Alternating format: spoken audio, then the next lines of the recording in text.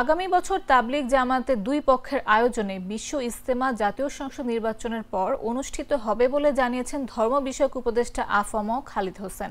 বলেন, তাবলিগ জামায়াতের দুই পক্ষের সঙ্গে আলোচনা করে নির্বাচনের পর ইজতেমা আয়োজনের সিদ্ধান্ত নেওয়া হয়েছে।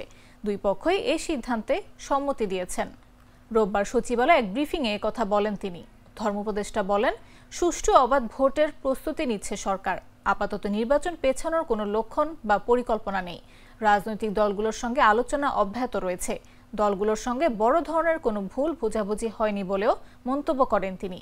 এনসিপি জুলাই সনদে সই না করা নিয়ে এক প্রশ্নের জবাবে তিনি বলেন, দলটির সঙ্গে আলোচনা অব্যাহত রয়েছে। এখন দরজা বন্ধ থাকলেও খুলতে বেশি সময় লাগবে না।